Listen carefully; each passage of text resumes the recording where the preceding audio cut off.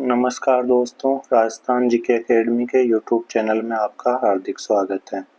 आज के वीडियो में हम पटवार भर्ती परीक्षा के लिए इम्पोर्टेंट टॉपिक राजस्थान के एकीकरण के बारे में स्टडी करेंगे। तो एकीकरण से पूर्व राजस्थान में ठिकाने थे तीन ठिकाने थे, 19 रियासतें थी वे एक केंद्र शासित प्रदेश अजमेर मेरवाड़ा था। इन 19 रियासतों, 3 ठिकानों व एक केंद्र शासित प्रदेश को मिला के राजस्थान का एकीकरण कंप्लीट हुआ था।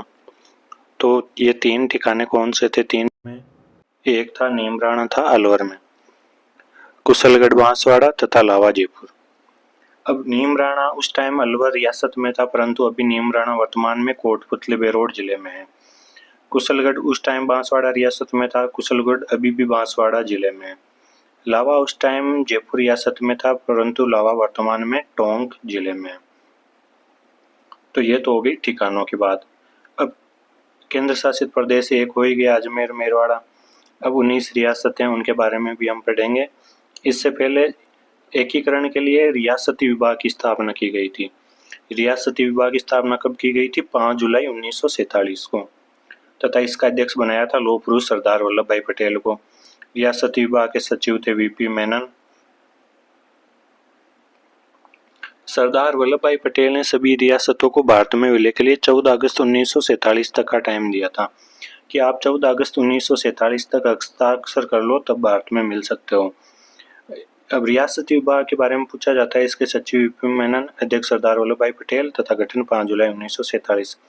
अब हम रियासतों के बारे में पढ़ते हैं। उस टाइम जो रियासतें थी उनमें सबसे प्राचीन रियासत थी मेवाड़ की। मेवाड़ की रियासत सबसे प्राचीन कैसे हुई? क्योंकि आपको पता है 576 ईस्वी में इसकी गुइलादित्य ने स्थापना करी थी। क्षेत्रफल की दृष्टि से सबसे बड़ी रियासत थी उस टाइम मारवाड़ में जोधपुर और उसके आसपास का एरिया आता था, तो सबसे बड़ी रियासत क्षेत्रफल के हिसाब से। जनसंख्या के हिसाब से सबसे बड़ी रियासत थी जयपुर, और सबसे छोटी रियासत थी शाहपुरा भीलवाड़ा। चाहे जनसंख्या के हिसाब से देख लो, चाहे क्षेत्रफल के हिसाब से देख लो। सबसे प्राचीन रियासत होगी मेवाड़, परंतु सबसे नवीन रियासत थी झालावाड़ की स्थापना अंग्रेजों ने करी थी। और वे रियासत, 2 ऐसी रियासतें थी जिनको तोपों की सलामी नहीं दी जाती थी। एक तो शाहपुरा भीलवाड़ा है और एक किशनगढ़। जाट रियासत के बारे में पूछा जाए तो भरतपुर और धौलपुर दोनों में जाट रियासत थी। एकमात्र मुस्लिम रियासत के बारे में पूछा जाए तो टोंक थी। तथा हम उत्तरदायी शासन के बारे में पढ़ते हैं तो एक वे रियासत जहाँ सर्वप्रथम उत्तरदायी शासन की स्थापना हुई थी, ये भी शाहपुरा में हुई थी, भीलवाड़ा में, सुदर्शन देव के टाइम। अब हम एकीकरण का प्रथम चरण पढ़ते हैं। बहुत इंपॉर्टेंट है एकीकरण, पटवार एग्जाम में 2 क्वेश्चन कन्फर्म आएंगे। तो एकीकरण के प्रथम चरण का नाम दिया गया था मत्स्य संघ। एकीकरण का प्रथम चरण था 18 मार्च 1948 को यह कंप्लीट हुआ था। अब इसका नामकरण, मत्स्य संघ नामकरण किया था के एम मुंशी ने। इसकी ट्रिक से हम रियासत याद रखना चाहे तो ABCD। ए से अलवर, बी से भरतपुर, सी से करौली, डी से धौलपुर। अब इनमें एक 4 रियासतों के साथ एक नीमराणा अलवर वाला ठिकाना हो गया। अब मत्स्य संघ की राजधानी बनाई गई थी अलवर, क्योंकि अलवर इन चारों में सबसे बड़ा जिला था। उद्घाटन करता है भारत सरकार के मंत्री आए थे NV गौडगिल। एकीकरण के दूसरे चरण में भी गौडगिल ही उद्घाटन करने आएंगे। अब प्रजामंडलों की तरफ से प्रधानमंत्री बनाए गए थे उत्तरदायी शासन के लिए। तो एकीकरण के इस चरण में प्रधानमंत्री बनाया गया था शोभाराम कुमार, जो अलवर प्रजामंडल से संबंधित है। अब इसका क्षेत्रफल पूछा जाए मत्स्य संघ का तो 12,000 वर्ग किलोमीटर, जनसंख्या 18 लाख के लगभग थी, तथा इसकी वार्षिक आय 184 लाख, 1,84,00,000।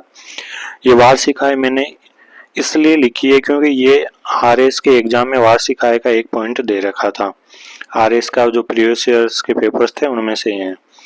अब राज प्रमुख था धौलपुर के शासक उदयभान सिंह, मत्स्य संघ के राज प्रमुख बनाए गए थे। उदयभान सिंह राजस्थान की पूर्व मुख्यमंत्री वसुंधरा राजे जी के ससुर थे। उपराज प्रमुख गणेश पाल थे, करौली शासक। तथा मत्स्य संघ का उद्घाटन स्थान था लोहागढ़ भरतपुर। अब इसमें राज प्रमुख बना दिया गया उदयभान सिंह धौलपुर को, उपराज प्रमुख गणेश पाल करौली को, तथा उद्घाटन स्थान लोहागढ़ भरतपुर। अब अलवर शासक तेज सिंह और भरतपुर शासक ब्रजेंद्र सिंह दोनों को पर पहले तो कोई मतलब स्थान नहीं दिया गया, क्योंकि अलवर के शासक तेज सिंह पर सांप्रदायिक दंगे भड़काने का आरोप लगा था उस टाइम। तो अलवर बड़ा जिला होते हुए भी, राजधानी होते हुए भी राजप्रमुख में उनको स्थान नहीं दिया गया। परंतु बाद में गणेश पाल जी थे जो करौली के उपराजप्रमुख, करौली के जो शासक थे गणेश पाल जी उपराजप्रमुख, उनके स्थान पर अलवर शासक तेज सिंह जी को बाद में उपराजप्रमुख बनाया गया था। तो ये पहला चरण हो गया। अब आते हैं दूसरे चरण के बारे में। दूसरे चरण को नाम दिया गया था पूर्वी राजस्थानी संघ। कई जगह पूर्वी राजस्थान मिलता है, कई जगह राजस्थान संघ मिलता है। ये 7 दिन बाद में इसका गठन हुआ था दूसरे चरण का, 25 मार्च 1948। पहला चरण था 18 मार्च 1948। इसमें 9 रियासतें और एक ठिकाना था। ठिकाना हो गया कुशलगढ़ बांसवाड़ा वाला। अब दूसरे चरण में कोटा को राजधानी बनाया गया था। एन.वी. गॉडगिल जो भारत सरकार के मंत्री जिन्होंने पहले चरण का उद्घाटन किया था, वही दूसरे चरण में आए थे। पहले चरण में शोभाराम कुमावत थे प्रधानमंत्री, तो दूसरे चरण में प्रधानमंत्री थे गोकुलाल असावा जो शाहपुरा प्रजामंडल से संबंधित थे। अब पहले चरण में राजप्रमुख बनाया गया था धौलपुर शासक उदयवान सिंह को, जबकि दूसरे चरण में कोटा के शासक भीम सिंह को राजप्रमुख बनाया गया था। उपराजप्रमुख कोटा के बाद में बूंदी शासक बहादुर सिंह को उपराजप्रमुख, राजप्रमुख भीम सिंह कोटा। पहले चरण में वार्षिक आय थी 1,84,00,000, तो दूसरे चरण में वार्षिक आय होगी 2 करोड़। अब इसकी हम एक ट्रिक है, उससे हम इसके याद करते हैं रियासतें। 9 रियासतें कौन सी थी, तो ये ट्रिक है बाबू, जाड़ू, कीको, प्रसाटो। बाबू में बा से हो गया बांसवाड़ा, बू से बूंदी, जा से झालावाड़, डू से डूंगरपुर, कीको में की से किशनगढ़, को से कोटा, प्रसाटो में पे से प्रतापगढ़, शाहपुरा और टोंक। तो ये ट्रिक बना के याद रखने से ये जिले बाहर नहीं जाएंगे, सॉरी रियासतें ये ट्रिक से हो जाएगी। तो दूसरे चरण में राजधानी, वापस हम दूसरे चरण का रिवीजन कर लेते हैं। राजधानी कोटा, उद्घाटन करता है एन.वी. गॉडगिल, प्रधानमंत्री गोकुलाल असावा, राजप्रमुख भीम सिंह कोटा, उपराजप्रमुख बूंदी नरेश बहादुर सिंह। ठीक, अब हम तीसरे चरण के बारे में स्टडी करते हैं। तीसरे चरण का नाम दिया गया था संयुक्त राजस्थान।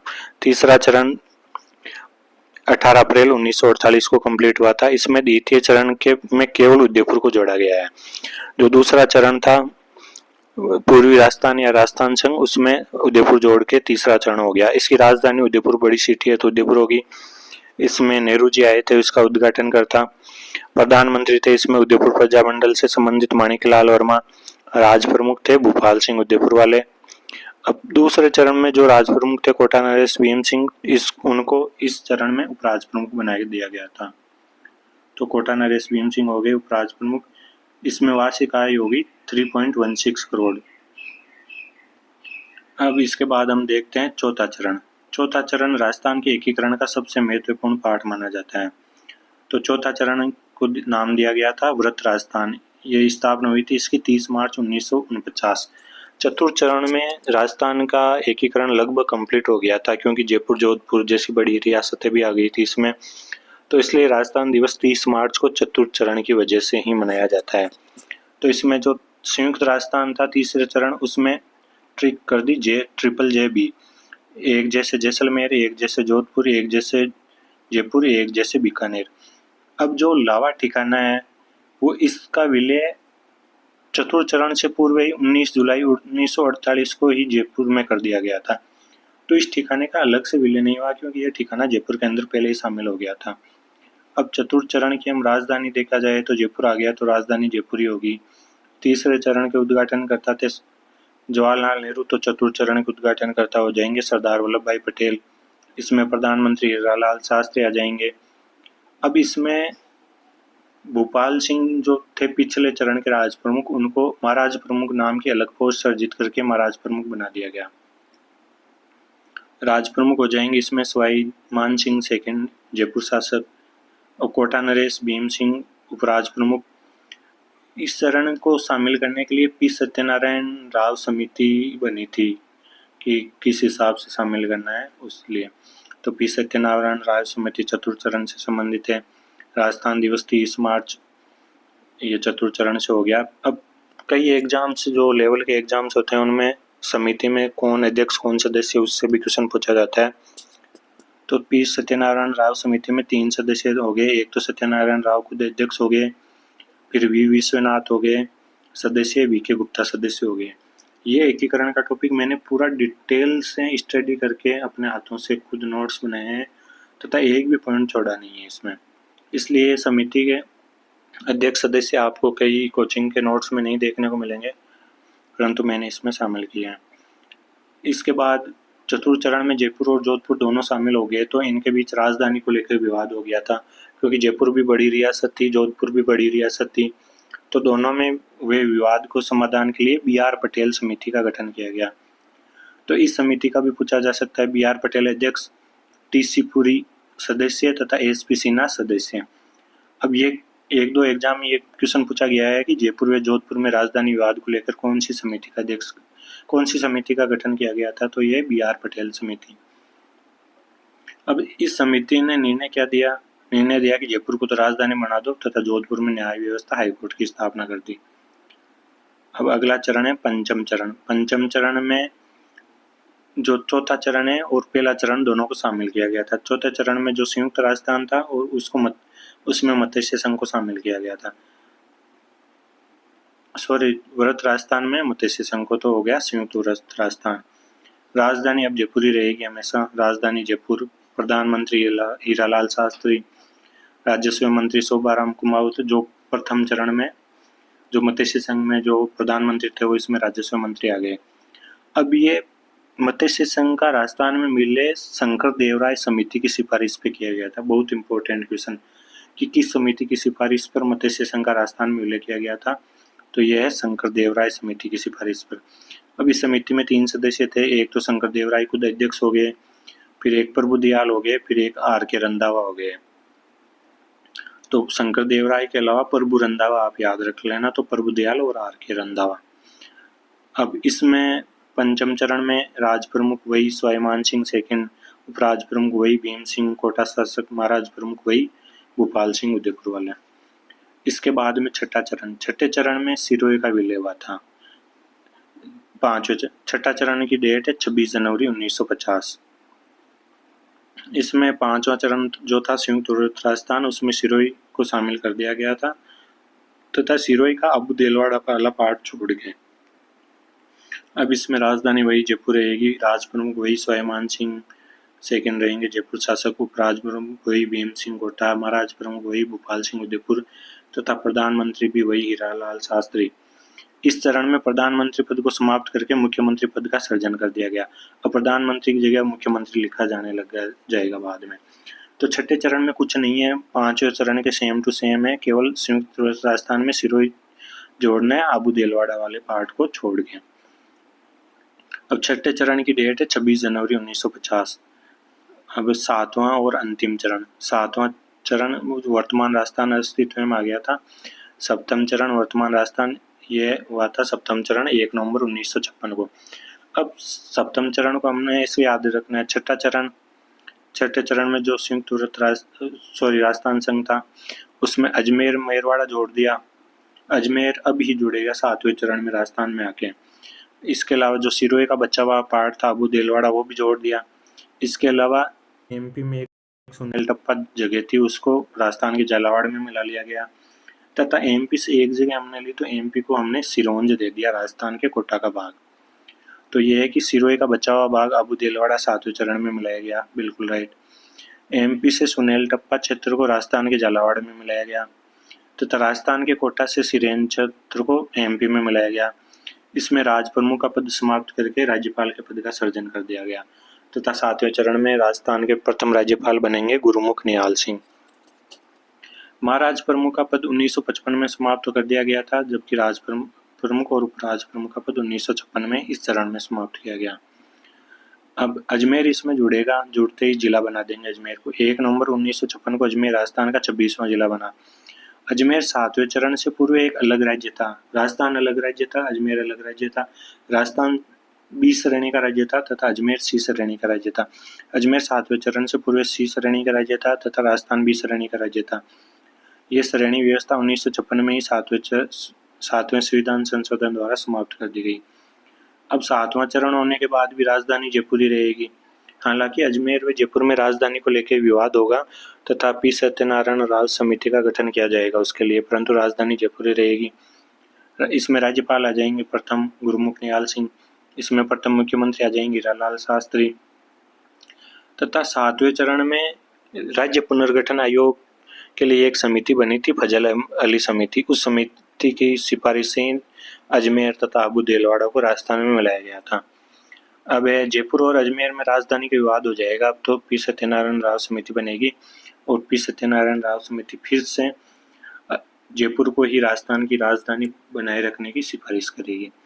अब हमने जो ठिकाने और रियासतें पढ़ी थी उनके शासक हम याद कर लेते हैं।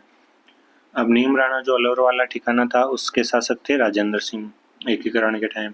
कुशलगढ़ के बांसवाड़ा के शासक थे हरेंद्र सिंह तथा लावा जयपुर के शासक थे संदीप सिंह। अब हम रियासतों के शासक पढ़ते हैं तथा इनके बारे में जो एक दो इम्पोर्टेंट फैक्ट है वो देख लेते हैं। एकीकरण के टाइम अलवर के शासक थे तेज सिंह।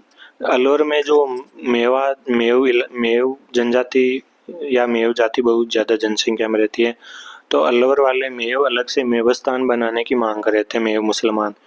तो हिंदू मुसलमानों में दंगा हो गया तथा इस दंगे का आरोप लगा अलवर के शासक तेज सिंह पर, इसलिए तेज सिंह को एकीकरण की प्रक्रिया में शामिल नहीं किया गया था। तथा तेज सिंह का एक प्रधानमंत्री था एन.वी. खर्रे, उस पर भी दंगे भड़काने का आरोप लगा था।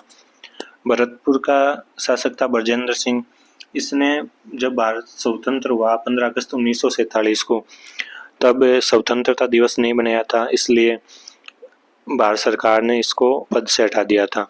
धौलपुर के शासक उदयभान सिंह ये वसुंधरा राज्य के ससुर तथा मत्स्य संघ के ये राज प्रमुख रहे थे।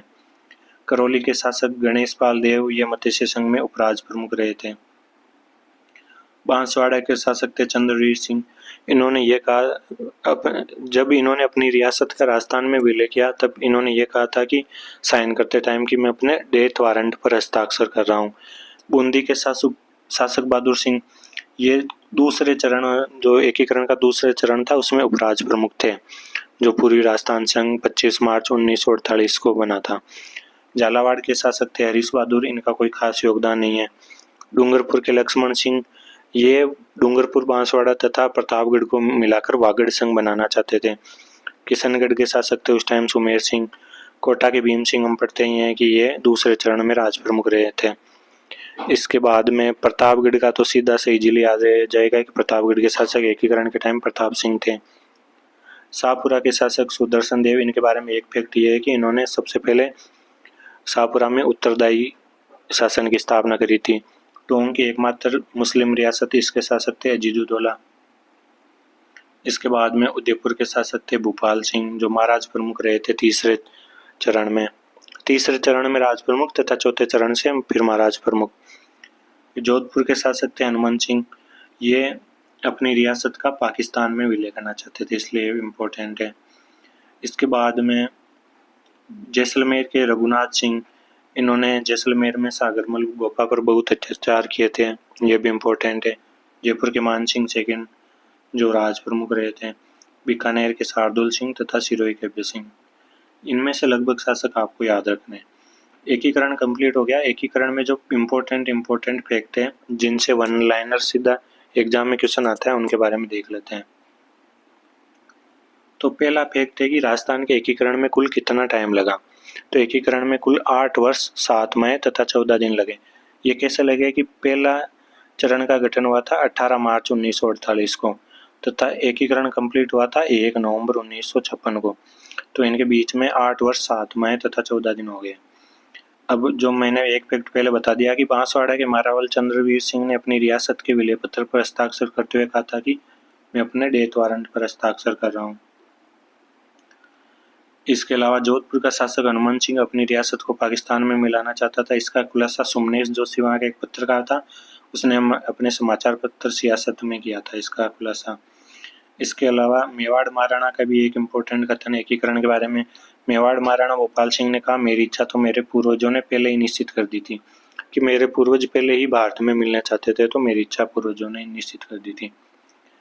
अब सबसे पहले एकीकरण के लिए किस रियासत ने भारत में विलय के लिए हस्ताक्षर किए थे, तो बीकानेर रियासत ने भारत में विलय के लिए विलय पत्र पर हस्ताक्षर किए थे 7 अगस्त 1947 को। तथा धौलपुर रियासत ने सबसे अंतिम में हस्ताक्षर किए थे 14 अगस्त 1947। 14 अगस्त 1947 तो सरदार वल्लभ भाई ने डेडलाइन दे रखी थी पटेल साहब ने, तो धौलपुर रियासत ने सबसे अंत में साइन किए थे, बीकानेर ने सबसे पहले साइन किए थे। बहुत इंपॉर्टेंट क्वेश्चन।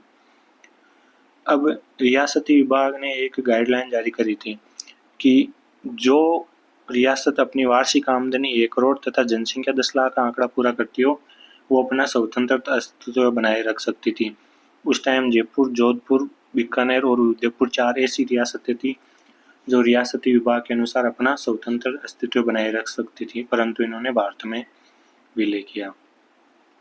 मेवाड़ के राणा भूपाल सिंह ने मध्य भारत की राजपूत रियासतों को मिलाकर राजस्थान यूनियन नामक संघ बनाने का प्रस्ताव रखा था। ये उस टाइम कोशिश करी थी इन्होंने। कोटा के नरेश भीम सिंह ने कोटा, बूंदी और झालावाड़ रियासतों को मिलाकर हाड़ौती संघ बनाने का प्रस्ताव रखा था। इसके अलावा डूंगरपुर नरेश लक्ष्मण सिंह ने डूंगरपुर, बांसवाड़ा और प्रतापगढ़ को मिलाकर वागड़ संघ बनाने का प्रस्ताव रखा था। तो ये मैंने एकीकरण सिर्फ 20 मिनट में पूरा कर दिया, और सिर्फ 20 मिनट में भी इतने इम्पोर्टेंट फैक्ट तथा एकीकरण का इसमें से पटवार परीक्षा में क्वेश्चन बाहर नहीं जाएगा 100%। कम से कम 10 बुक्स को मिला के मैंने ये नोट्स इकट्ठा किए हैं और ये 20 मिनट में आपको रिवीजन करवा दिया इसका। Thank you so much.